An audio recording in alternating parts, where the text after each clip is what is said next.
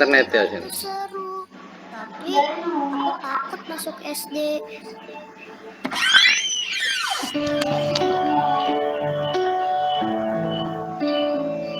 Aku melihat tumpukan buku. Aku melihat kumpulan kertas. Banyak kata belum kenal. Angka belum ku tahu. Kakak, ayo main.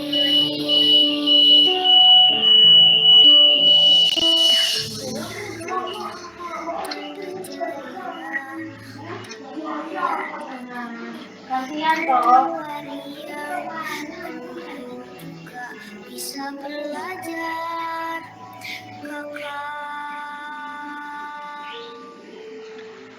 ayo main. Kakak banyak PR, Dek. Nanti dulu ya mainnya.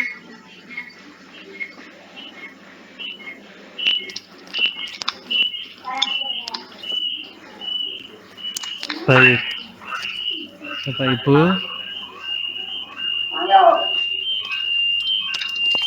tugas Bapak Ibu adalah mengomentari video tersebut. Nanti total ada 3 video. Nah, monggo. Ini SD mana dulu yang mau komentar? Nah, mati saja. Nanti video kedua mau Sono Adi atau yang ketiga nanti Beru. Itu ya. Ya. Siap, Bu.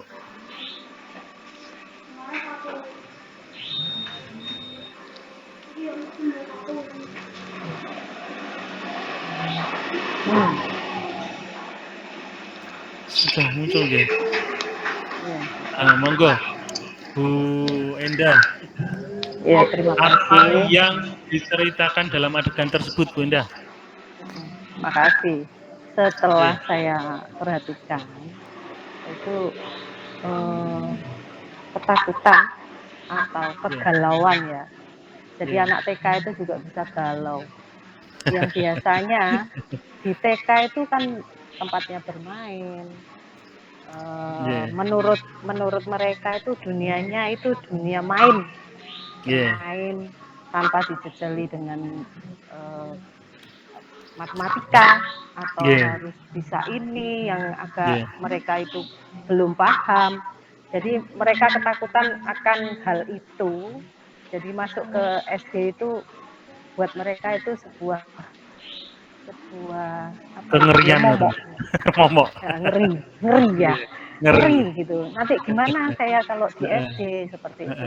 Jadi kalau menurut saya ini nanti jadi PR buat kita ya, selaku pendidik di SD, bagaimana nanti menyiapkan anak-anak siswa baru kita yang dari TK itu dari awal sebelum masuk itu bagaimana kita menyiapkan itu supaya mereka senang dulu dengan sekolah kita. Senang dulu dengan kelas kita, senang dulu dengan cara memperlakukannya bagaimana, biar dia itu suka dulu dengan kita dulu gitu. Terima kasih seperti itu mungkin dari saya. Monggo yang lain. Jadi kalau dari cerita adegannya, sopo iki mau jenenge sing wedok iki? Sisap tadi, Siska. Ines, Pak, Ines. Ines, oh ya. Ines itu takut gitu ya, mau masuk ke SD itu kayak takut gitu ya. Kira-kira miskonsepsinya apa ya? Miskonsepsinya mungkin gini, harus masuk kalau sudah di SD itu harus bisa baca, harus bisa berhitung, harus seperti itu kemungkinan. Tapi selama ini di kenyataannya memang seperti itu. Orang tua itu banyak yang seperti ini kadang. Jangan nggak usah di sekolah kan di TK gitu, TK gitu loh nggak diajari baca, nggak diajari berhitung. Nah, ini antara apa yang diperintahkan ke kita secara teori itu nggak sama dengan real di nyatanya ya Pak Chandra. Ini kebanyakan loh Pak Chandra. Saya sudah tahu di beberapa TK itu wali murid itu komentarnya seperti itu. Sedangkan kita di TK itu kan hanya bermain ya.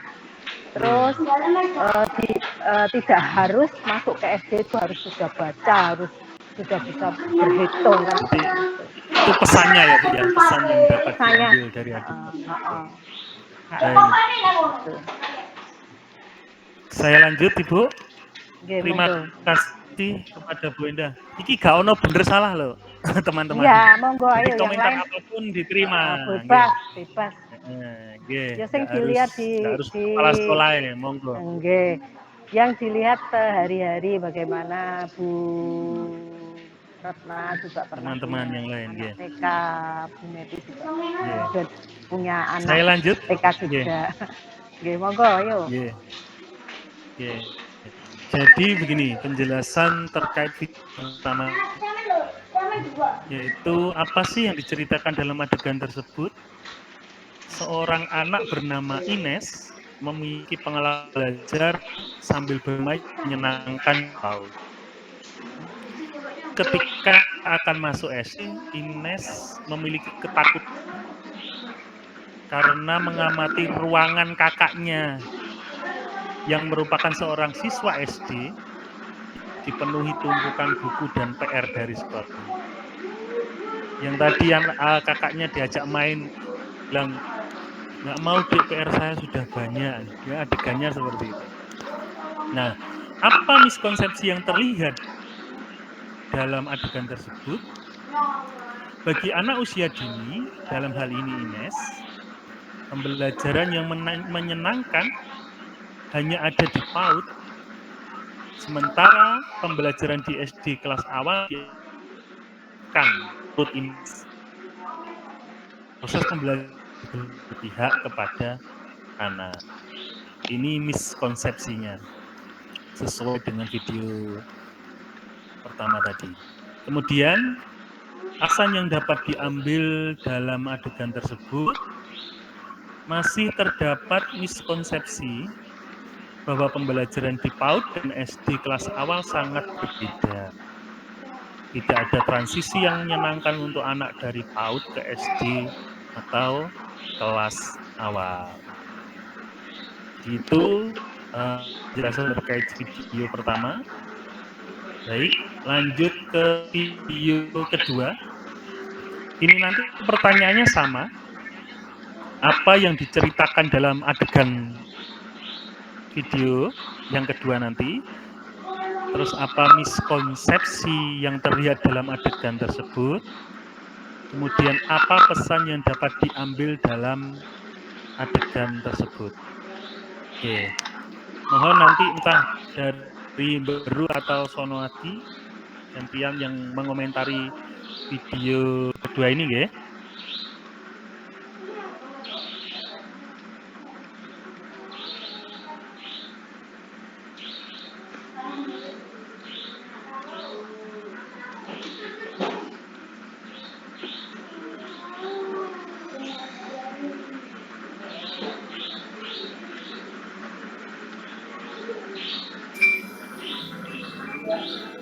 Selamat pagi, anak-anak. Selamat pagi, Bu Guru. baca tulisan ini? Ayo, siapa yang bisa baca tulisan ini? Aku belum bisa membaca. Ini bisa membaca. Kenapa?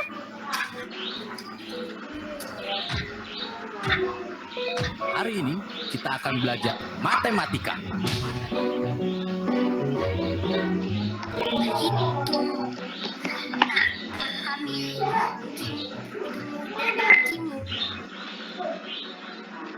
Sulit untukku seakan angka itu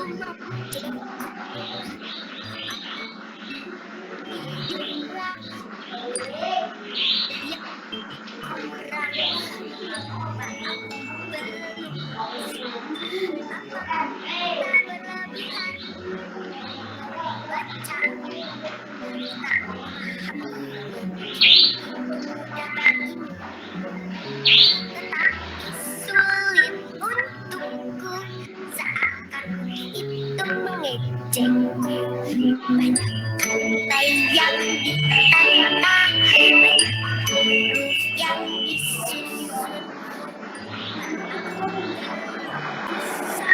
Apakah ini tak berlebihan? Apakah ini tak berlebihan? Aku sudah selesai, Pak Guru. Aku juga sudah. Belum selesai. Kamu belum bisa ya? Teman-teman, ini belum bisa berhitung. Kita bantu yuk.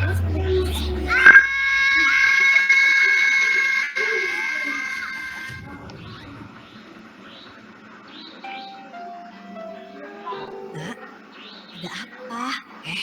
Kamu Iya, aku mimpi buruk. Di dalam mimpiku, aku mau pelajaran di S. Mbak, aku nggak bisa menghitung, tapi teman-teman yang lain bisa. Aku takut masuk SD, Bu. Saat pagi tiba dari bersinar, kau harus pergi sekolah. Bukan bertanya, kita selalu menanti. Lihatlah ke depan, buka mata.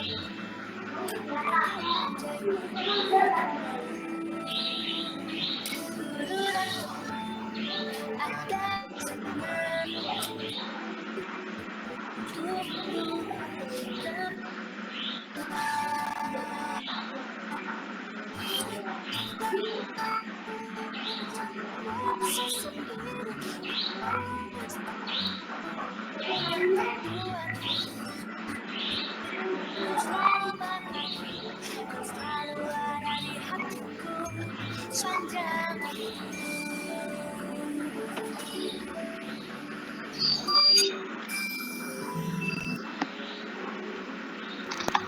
Baik, itu tadi video yang kedua.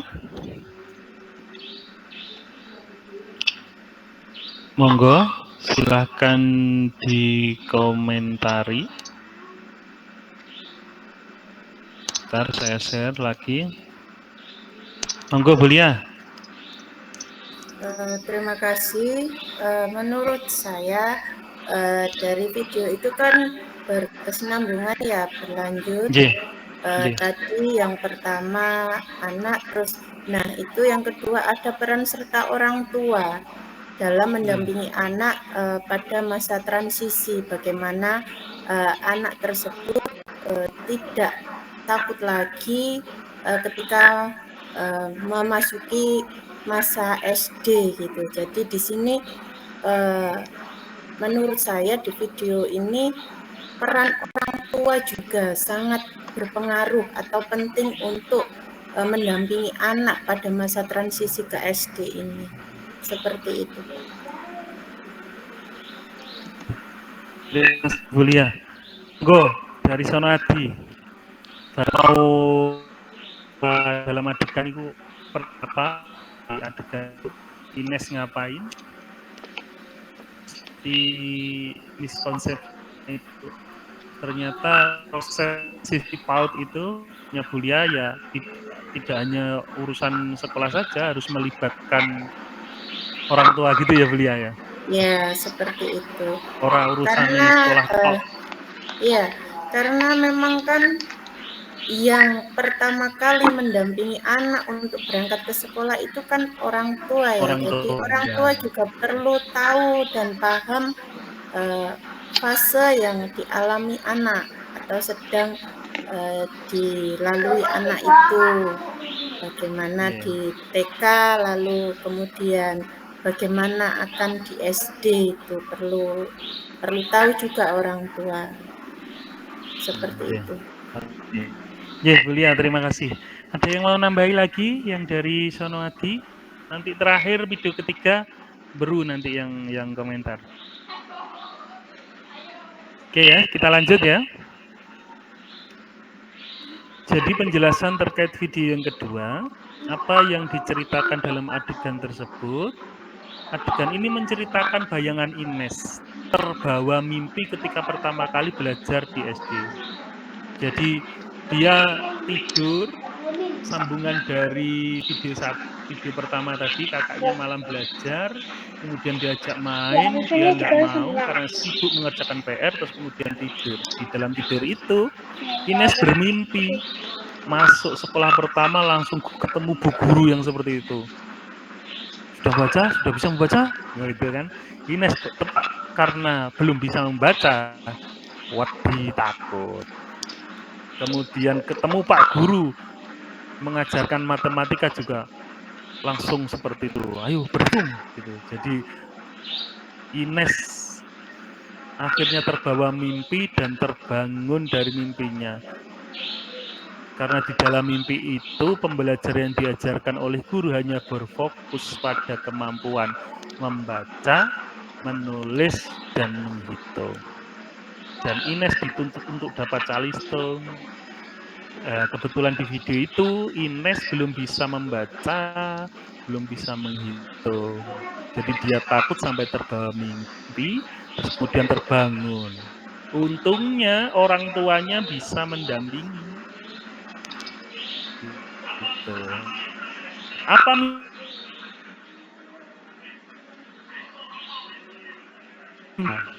bahwa ketika tidak bingung, maka ia tidak dapat mengikuti pembelajaran. Bisa itu miskonsepsi.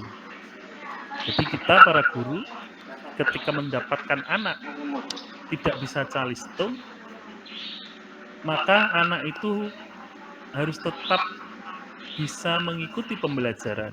Pembelajaran dengan apa? Pembelajaran dengan bermain seperti di TK. Belajar sambil bermain. Kemudian pembelajaran literasi dan numerasi hanya berfokus pada kemampuan calistung semata. Padahal literasi dan numerasi tidak melulu hanya soal membaca, menulis, dan menghitung. Gitu. Terakhir, pembelajaran di SD kelas awal itu tidak menyenangkan kalau dibentuk seperti video yang tadi. Kemudian apa pesan yang dapat diambil dalam adegan tersebut?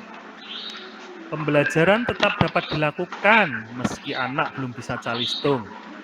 Karena calistung bukan kemampuan satu-satunya yang harus dibangun terhadap kemampuan fondasi yang lain yang juga penting.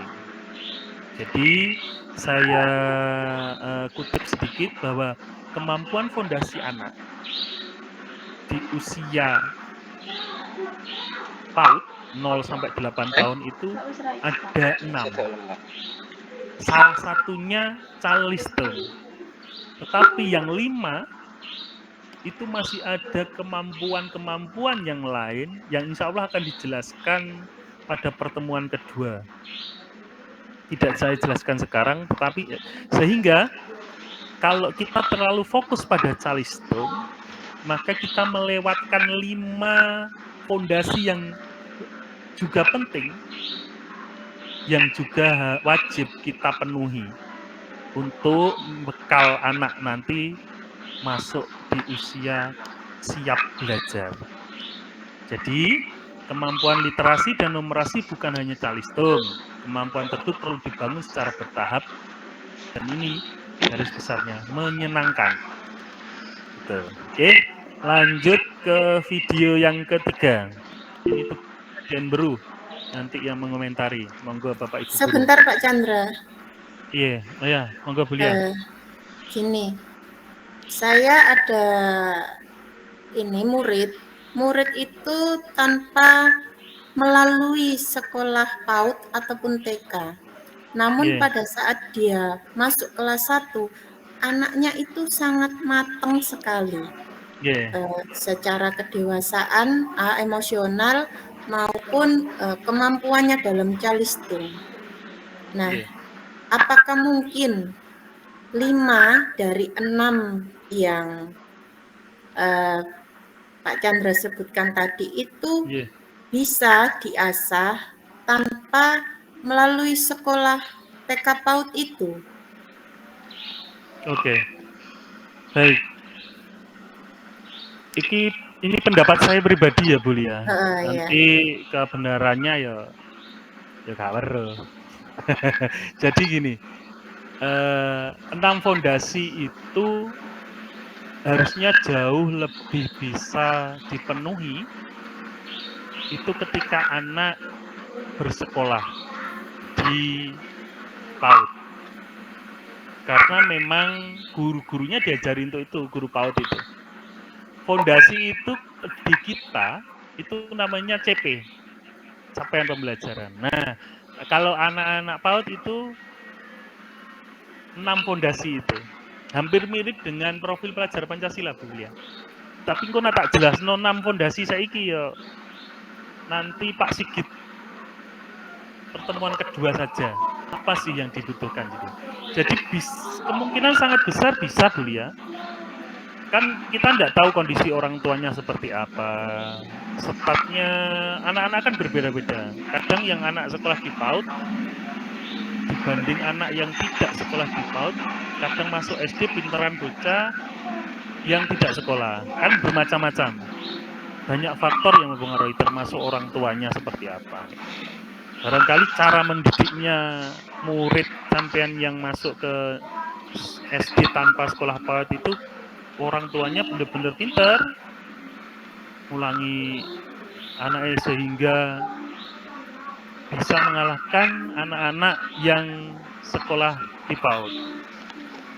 Jadi fondasinya itu kadang gini, Bu ya, kalau orang tuanya nggak ngerti, dia hanya ngajari bocah pintar itu ketika bisa calistung. Padahal ada 6 fondasi, bagaimana ketuhanannya dia, keinginannya dia, sopan santunnya itu juga bagian yang penting. Bagaimana motoriknya, bagaimana semangat belajarnya dan seterusnya, dan itu salah satu bagian dari 6 fondasi yang juga penting, tidak hanya calistung. Saya tidak berani menjelaskan, Bu Lia, nanti takutnya Pak Sigit kok bagiannya wonge. Jadi ini biar Bu Lia penasaran lagi apa sih 6 fondasi itu. Ya, karena ya sering saya jumpai kasus seperti itu. Ya tidak kita pungkiri ya bahwa guru di SD kelas 1 itu kan memang sudah dituntut untuk ya, gimana ya, materi pembelajaran itu kan sudah banyak sekali, bahkan tulisannya itu sudah tidak besar-besar balok lagi kan. Nah itu kan terus yang dibutuhkan kan kemampuan anak dalam calistung itu untuk memenuhi pembelajaran itu. Nah ini terjadi pada anak saya sendiri juga. Dulu waktu sebelum sekolah TK PAUD itu dia bisa menghafal ini dan itu, ya. Terus kemudian ketika sekolah isinya itu cuma bermain, jajan, seperti itu. hilang semua ilmunya itu yang sudah saya turunkan itu. Nah, Kadang begini William, calistung memang bagian dari pondasi, 6 pondasi itu. Tetapi kita tidak boleh terlalu fokus hanya satu itu saja. Yang 5 nanti terlewat. Jadi harus balance. Artinya boleh sebenarnya anak kelas 1 SD sampai 2 SD itu membacanya masih belum lancar, itu enggak apa-apa. Artinya sekolah nggak boleh nolak bocah seperti itu. iya. Karena kita fokusnya ke 6 fondasi itu, bukan satu saja. Walaupun calistung memang bagian dari 6 fondasi itu. Jadi maunya sih kita fokus gini. Anak itu dengan teman baik, itu salah satu sopan santun ya. Terus kemudian semangat belajar. Jadi belajar itu bukan seperti disuruh. Belajar itu kebutuhan bagi mereka. Nah, itu juga bagian dari salah satu contoh 6 fondasi itu. Jadi belajar menjadi sebuah kebutuhan.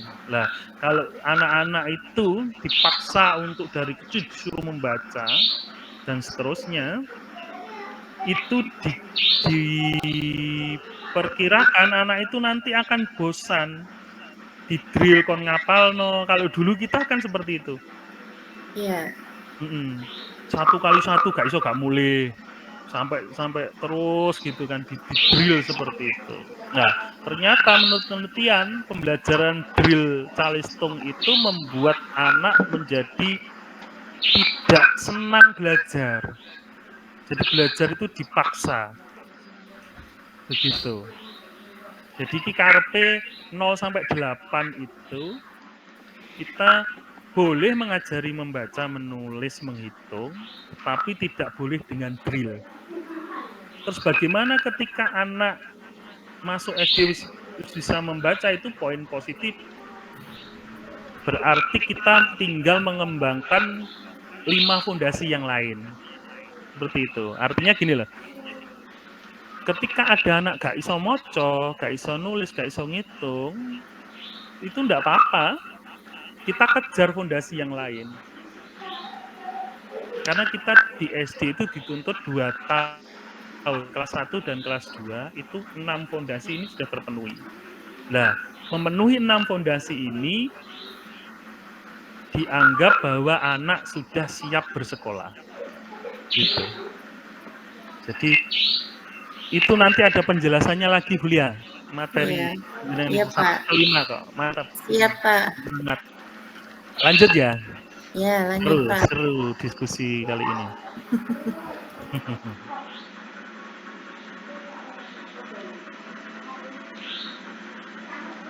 Oke. Bapak Ibu, sama dengan video 1-2, pertanyaannya juga sama. Bapak Ibu guru baru harus mengomentari cerita dalam adegan tersebut seperti apa. Kemudian yang kedua, miskonsepsi yang terlihat dalam adegan tersebut seperti apa. Kemudian apa sih pesan yang dapat diambil dari adegan tersebut. Bentar, saya share.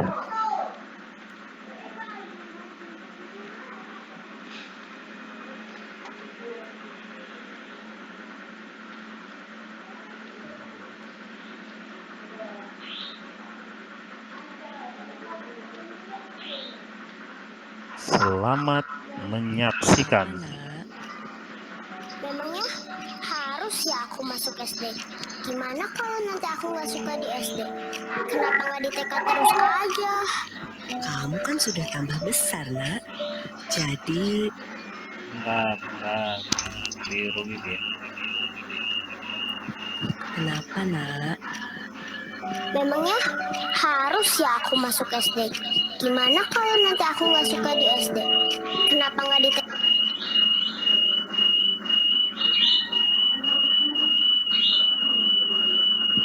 Kenapa, Nak? Memangnya harus ya aku masuk SD? Gimana kalau nanti aku nggak suka di SD? Kenapa nggak di TK terus aja? Kamu kan sudah tambah besar, Nak. Jadi pasti harus naik kelas dong, supaya kamu banyak belajar. Di TK, aku juga belajar banyak kok. Aku belajar kapal yang berlayar mengangkat belajar dengan kancah yang disebut kota sendiri. Mohon maaf, videonya salah. Videonya gambarnya ini kok suaranya itu ya. Suaranya video 1. Bentar.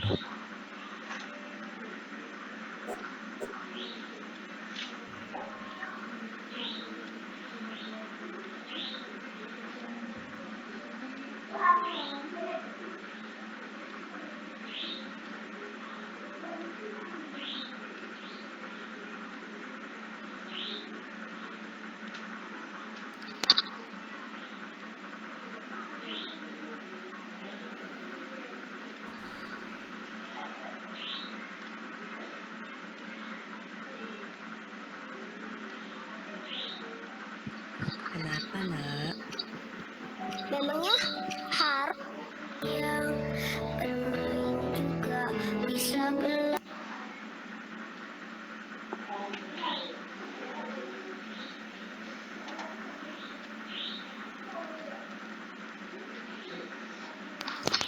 Mohon maaf Bapak Ibu.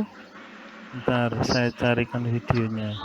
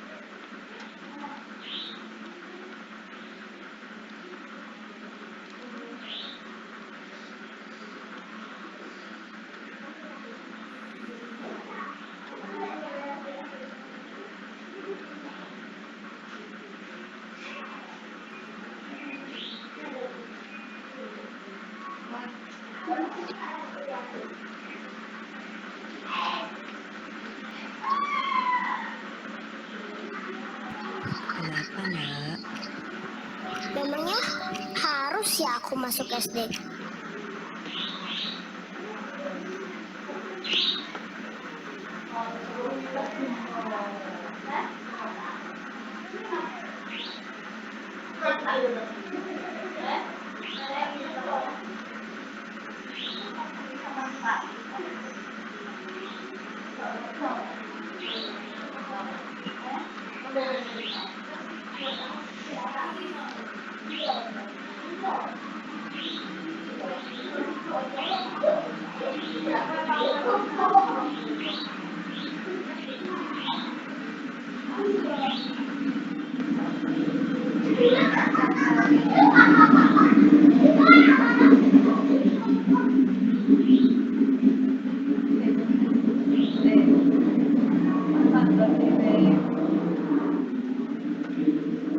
Apa?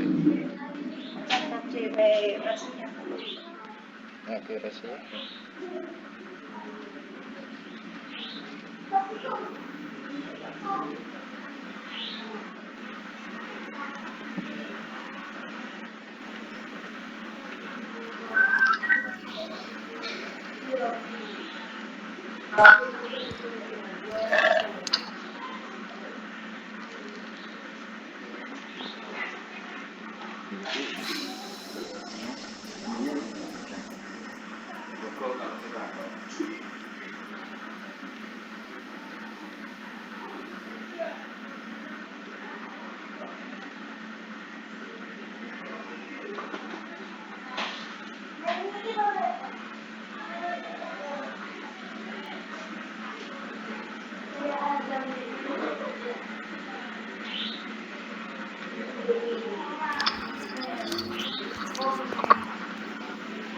Mohon maaf ada gangguan teknis.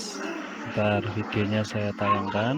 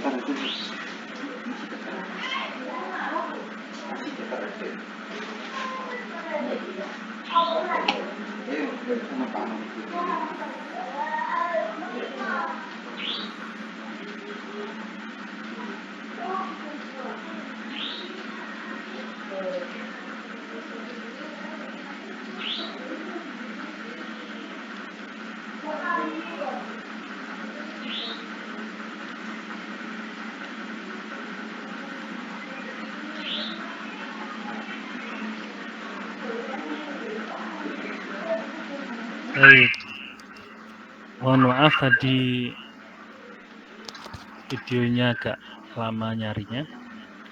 Monggo untuk SD Beru yang mau mengomentari terkait video barusan, jangan busiting ya, busiting oleh materi teko Surabaya. Monggo Bapak Ibu. Apa yang diceritakan dalam adegan tersebut? Ya, saya dari SDN Beru. Monggo Pak Rozi.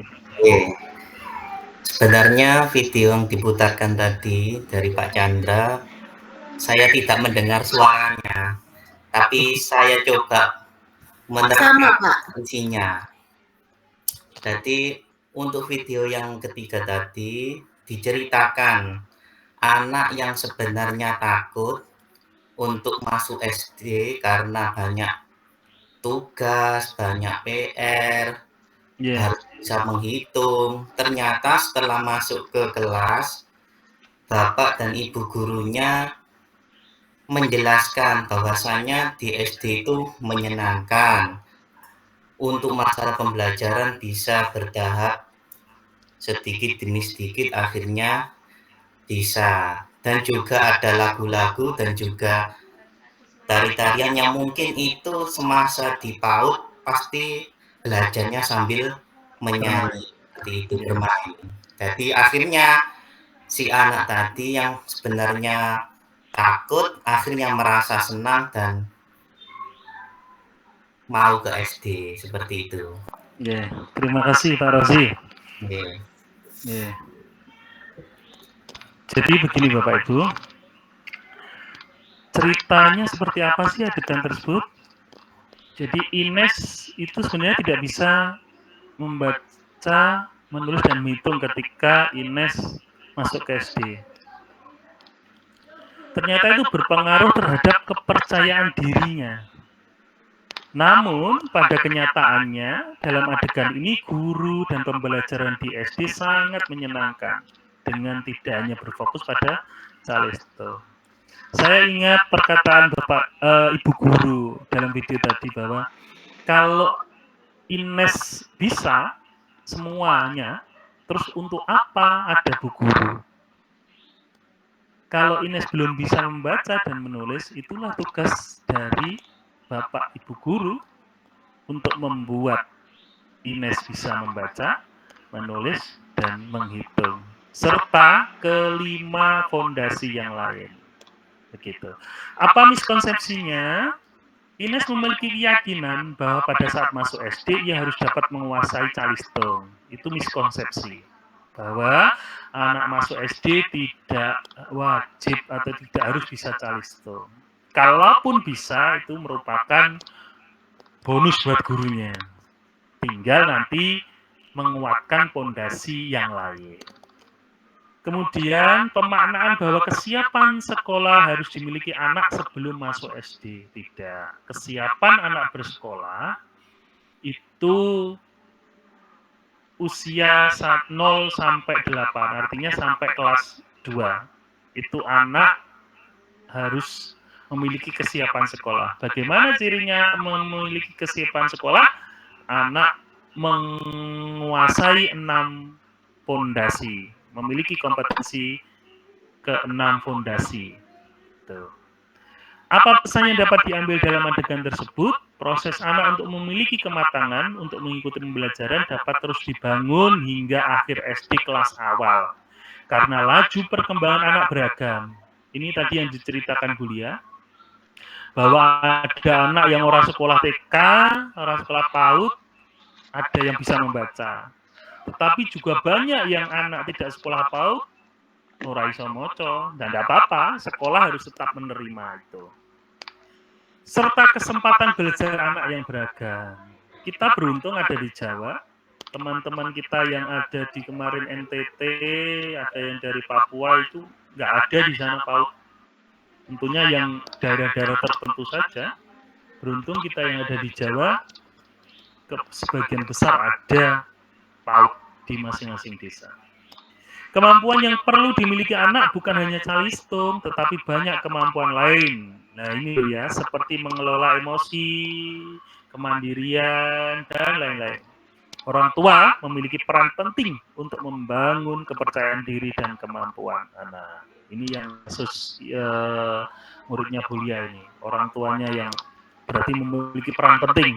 Ucah gak sekolah TK, nang iso moco, dan seterusnya. Banyak hal. Dari video operet tadi ada 2 kesimpulan Bapak Ibu. Kesimpulan pertama yaitu pengalaman belajar Ines di PAUD menyenangkan, namun terindikasi belum terlihat efektif. Membangun kemampuan fondasi perlu dimulai dibina ketika anak berada di PAUD. Satuan PAUD yang berkualitas adalah satuan yang memastikan bahwa kemampuan fondasi anak dibangun secara bertahap dan menyenangkan. Satuan PAUD Ines termasuk ke dalam satuan yang memberikan pengalaman pembelajaran yang menyenangkan, namun belum efektif dalam membina kemampuan fondasi. Hal ini terlihat sangat tidak familiar dengan huruf dan angka ketika di SD. Kemampuan ini dapat dikenalkan sejak dari PAUD secara bertahap. Jadi kita diberikan waktu 0 sampai 8 tahun usia anak untuk mereka siap dalam pembelajaran. Siap dalam pembelajaran itu anak menguasai 6 kemampuan fondasi. Makanya transisi PAUD SD itu kalau kita di SD berarti kelas 1 dan kelas 2. Karena 7 dan 8 tahun itu rata-rata anak usia duduk di kelas 1 dan 2. Gitu. Kita di SD dikasih waktu 2 tahun agar anak-anak kita ini memiliki kemampuan fondasi yang diharapkan. Jadi merupakan keberlanjutan dari PAUD. Lanjut. Yang kedua, kesimpulannya yaitu pembelajaran di SD dalam adegan tersebut mengilustrasikan transisi dari PAUD ke SD yang dialami Ines menyenangkan, terutama yang terakhir ya Bapak Ibu. Kemampuan fondasi anak dapat dilanjutkan untuk dibina ketika anak berada di SD kelas awal. SD yang menjadi tempat Ines bersekolah mengilustrasikan sekolah yang menghargai hak untuk dibina kemampuan fondasi dimanapun titik berangkatnya. Ines merupakan salah satu contoh anak yang sangat beruntung karena mendapatkan SD yang mendampinginya agar dapat memiliki kemampuan fondasi, termasuk kemampuan untuk bisa membaca, menulis, dan menghitung. Bapak Ibu, ini sekilas berita yang ada di internet. Apakah semua anak seberuntung Ines? Sayangnya tidak semua anak seberuntung Ines. Di CNN Indonesia ada berita kali bahaya paksa calistung pada anak, trauma hingga depresi.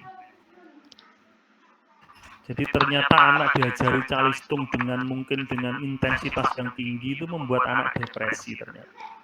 Kemudian riuh, seorang ibu protes anaknya tidak bisa masuk SD karena tidak bisa calistung. Berarti ada PPDB yang menerapkan seleksi calistung. Saya rasa di ketiga sekolah kita ini nggak ada. Ya.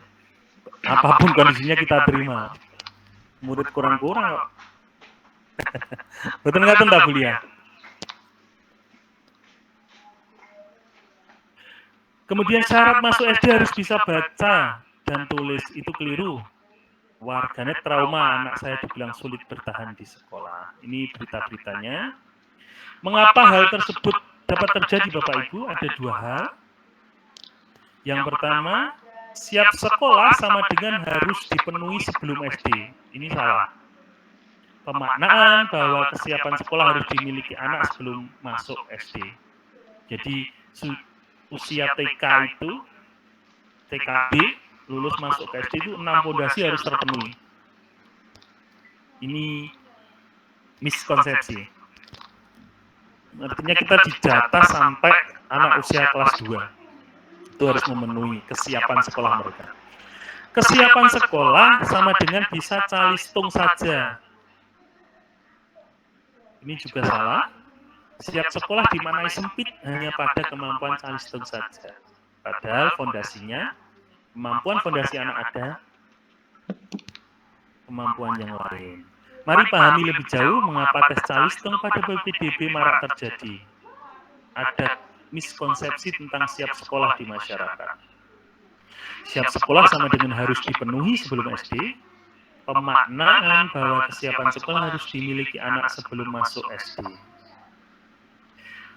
Apa miskonsepsi tentang siap sekolah yang ingin kita ubah melalui 3 target perubahan? Proses membangun fondasi anak untuk memiliki kematangan dalam mengikuti kegiatan pembelajaran selesai di PAUD.